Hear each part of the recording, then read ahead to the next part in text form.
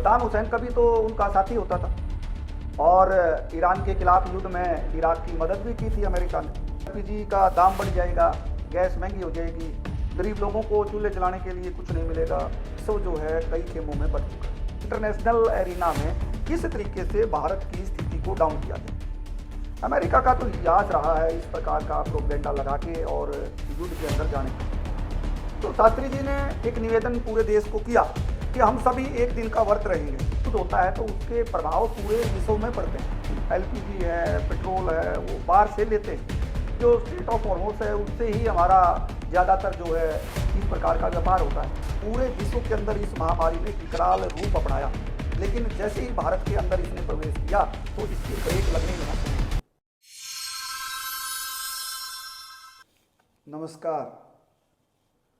Iran, Iraq और Israel का युद्ध कितना लंबा चलेगा इसके बारे में कोई कुछ नहीं कह सकता, लेकिन एक बात तय है, इस युद्ध से विश्व जो है कई खेमों में बढ़ चुका है और खेमे जिसका जहां इंटरेस्ट है वही खेमे बनते हैं। आज मैं आपके साथ बातचीत करूंगा जिस प्रकार से अफवाहों का बाजार गर्म है।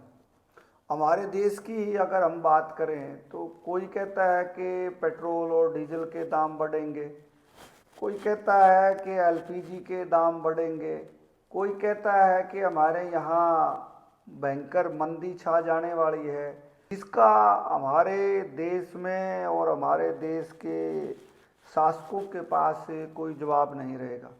पता नहीं कितनी ठीक है कितनी गलत है ये बात, लेकिन अगर हम तथ्यात्मक इसका अवलोकन करें तो आपको जानकारी मिलेगी कि जो ये युद्ध है ईरान, इराक और इजराइल का, अपने अपने उद्देश्यों की पूर्ति के लिए ये युद्ध जो है लगातार उन देशों के द्वारा किया जा रहा है। अमेरिका का तो इतिहास रहा है इस प्रकार का प्रोपेगेंडा लगा के और युद्ध के अंदर जाने का।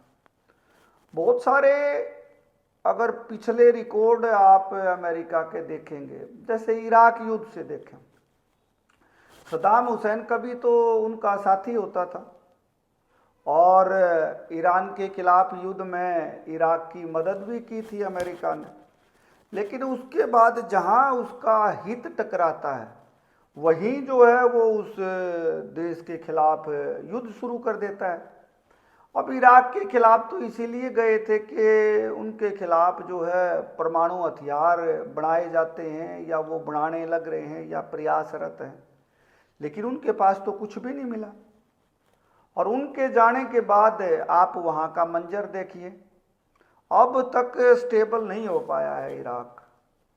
यही हाल जो है इन लोगों ने अफगानिस्तान का करके छोड़ा था। अफगानिस्तान में भी आपको जानकारी है इनके जाने के बाद किस प्रकार का हाल हुआ और कितना लॉस करके ये लोग गए, ये सब आप लोगों के सामने है।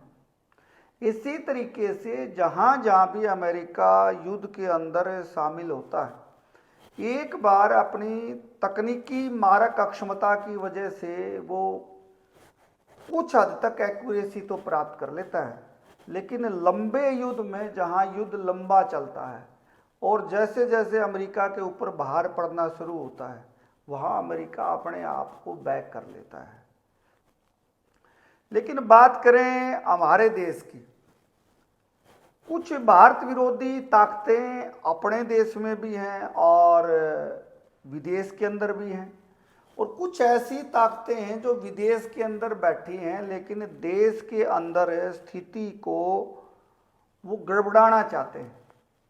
तो उन लोगों को इस प्रकार की जब स्थिति विश्व के अंदर होती है, कोई आर्थिक मंदी का दौर हो या कोई नेचुरल कैलेमिटी ऐसी हो जिसकी वजह से पूरा विश्व जो है उसके अंदर उलझा हुआ हो, तो ऐसी ताकतें जो है लगातार प्रयासरत रहती हैं कि इंटरनेशनल एरिना में किस तरीके से भारत की स्थिति को डाउन किया जाए। अब अगर मैं भारत की बात आपके साथ करूं, भारत में मैं पिछले दिनों कुछ न्यूज़पेपर और कुछ न्यूज़ मैंने देखी तो पता लगा कि कुछ भारत विरोधी ताकतें इस प्रकार का जो है माहौल तैयार करने लग रही हैं कि यहाँ तो एलपीजी का दाम बढ़ जाएगा, गैस महंगी हो जाएगी, गरीब लोगों को चूल्हे जलाने के लिए कुछ नहीं मिलेगा, महंगाई बढ़ जाएगी। और स्वाभाविक रूप से महंगाई जब बढ़ती है तो कहीं ना कहीं रोजगार भी जो है उससे एक आंकड़ा है जो जुड़ता है। इस प्रकार का एक प्रपंच जो है ये रचने का काम जो भारत विरोधी ताकतें हैं वो करने लग रही। लेकिन इस समय में कुछ हमारे कर्तव्य भी हैं, हमारे फर्ज भी बनते हैं कि एक आम नागरिक और जिम्मेवार नागरिक के नाते हम इस विषय पे आपस में बातचीत भी करें, चर्चा भी करें और आस पड़ोस में समाज में जहां हम रहते हैं इस बात की चर्चा भी करें। ये बिल्कुल ठीक है कि युद्ध बढ़ने से हम एलपीजी है, पेट्रोल है, वो बाहर से लेते हैं। जो स्टेट ऑफ हॉर्मोस है उससे ही हमारा ज़्यादातर जो है इस प्रकार का व्यापार होता है। लेकिन ईरान ने भी क्लियर किया है और ये आज वैश्विक ताकत भारत की बन चुकी है। हमारे कुशल नेतृत्व और मार्गदर्शन में नरेंद्र मोदी जी के में कि आज जो है प्रत्येक देश भारत को इज्जत की नज़र से देखता है और एक 1-to-1 डायलॉग करने की स्थिति में देखता है। आज हम अपनी कंडीशन पे कोई बातचीत करते हैं, दूसरों की कंडीशन पे हम बातचीत नहीं करते हैं।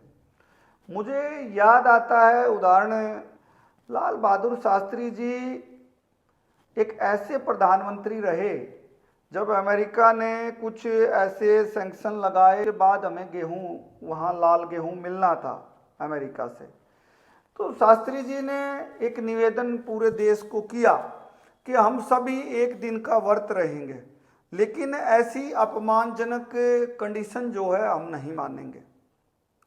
तो भारत ने, पूरे भारत ने प्रधानमंत्री जी के साथ खड़ा हुआ।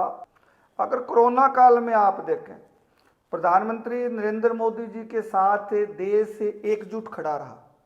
यहाँ मैं बधाई देना चाहूँगा हमारे विरोधी ताकतों का, जो देश विरोधी ताकतें थी, वो भी इस समय में समय की नज़ाकत को समझते हुए भारत देश के प्रधानमंत्री के साथ खड़े हुए और जैसा प्रधानमंत्री जी ने कहा वैसा हमारे देश के प्रत्येक नागरिक ने उसको पालन किया। तो उसका नतीजा क्या हुआ? उसका नतीजा ये हुआ कि हम विश्व के अंदर सबसे पहले कोरोना वायरस से लड़ने में कामयाब हो पाए। पूरे विश्व में हमारा जेनेटिक, हमारा डीएनए या हम इतने मजबूत हैं कि पूरे विश्व के अंदर इस महामारी ने एक विकराल रूप अपनाया। लेकिन जैसे ही भारत के अंदर इसने प्रवेश किया तो इसके ब्रेक लगने यहाँ शुरू हो गए।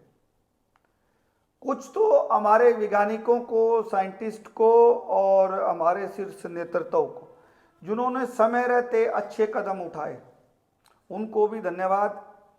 लेकिन धन्यवाद हो देश की जनता का, आयुर्वेद का। हमने केवल लौंग, इलायची, तुलसी और काढ़ा गर्म पानी पी के इस कोरोना वायरस को दूर किया। हमारा जो खान पान है वो हमारा विश्व के अंदर सबसे बेस्ट है।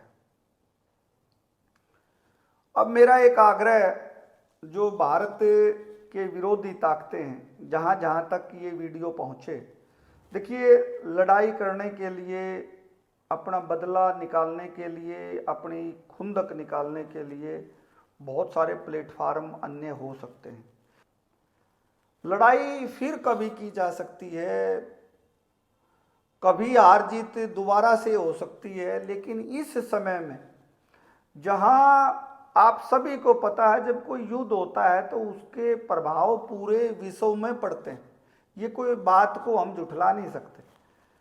लेकिन उसके लिए एक आप आए तौबा मचा देना, पैनिकिंग की स्थिति क्रिएट कर देना, और जब अफवाह मचती है तो कितने बड़े बड़े स्टैम्पीड जो है अफवाह की वजह से हुए। किसी भी भारतीय नागरिक को अफवाहों पर ध्यान देने की जरूरत अभी नहीं है। समाचार पत्रों के माध्यम से जानकारियां प्राप्त होने लग रही हैं। 25 से 30% तक कोटा हमने अपना एलपीजी का बढ़ाया भी है और सरकार लगातार जो काला बाजारी करने वाले लोग हैं, अफवाह फैलाने वाले लोग हैं, या किसी तरीके से पेट्रोल और डीजल के दामों को लेके जो चर्चाएं चलती हैं, इस पे सरकार भी थोड़ी सी सख्त हुई है। और आप लोग जो इंडिविजुअल व्यक्ति हैं, समाज के शुभ चिंतक हैं, देश को आगे बढ़ाना चाहते हैं, ये देश सभी का है। उन सभी को भी चाहिए कि जो ये अफवाह फैलाने वाले लोग हैं, इन पे ध्यान ना दें। ये ठीक है, सिलेंडर में आज नहीं अगर बुकिंग हो पाई तो 2 दिन के बाद हो जाएगी। लगातार सरकार इस पे काम करने लग रही है और इतने प्रयास सरकार के द्वारा होने लग रहे हैं कि हम सभी को अपने अपने प्लेटफार्मों पे आगे उनकी एप्रिसिएशन करनी चाहिए। हम एप्रिसिएशन करने की बजाय हम कुछ ना कुछ ऐसी कमियां निकालने में तुले।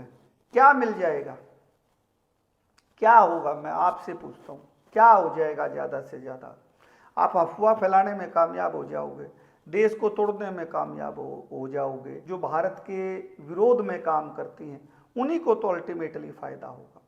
देश के साथ खड़ा होना चाहिए। हर नागरिक का कर्तव्य है कि इस तरीके के पोस्ट या व्लॉग बनाए और देश के साथ खड़ा हो। चुनौतियां आती हैं, समस्याएं आएंगी, लेकिन उसका ये मतलब नहीं है कि जो विरोधी ताकतें हैं उनको एक मौका दें कि वो भारत के अंदर अराजकता फैलाएं। हम सबको मिलके इस युद्ध की अशांति से लड़ना भी होगा और जिस प्रकार से भारत लगातार विश्व में शांति दूत बना हुआ है, इसी प्रकार भारत की भूमिका को हमें सराहना भी होगा। और हमारा देश का शीर्ष नेतृत्व जिस प्रकार से इस समस्या को कोप अप कर रहा है, इस समस्या से निजात पाने का प्रयास कर रहा है, उसके लिए हमें भारत के शीर्ष नेतृत्व की प्रशंसा भी करनी चाहिए। एक आम नागरिक को आगे आना चाहिए और देश जैसी भी स्थिति में है, विश्व जैसी भी स्थिति में, आपको बताने की जरूरत नहीं है। आप हर रोज समाचार पढ़ते हैं और न्यूज़ के माध्यम से आपके पास जानकारियां आती हैं। तो एक पॉजिटिव माहौल और वाइब्रेशन बनाने की ज़रूरत है ताकि देश आज जिस गति के साथ आगे बढ़ने लग रहा है, इस पे कोई ब्रेक ना लगे और हम विश्व में सर्वोच्च स्थान प्राप्त करें। जिस प्रकार भारत प्राचीन समय में विश्व गुरु था, हर लिहाज से विश्व गुरु था, वही स्थान आज भी हम प्राप्त करें।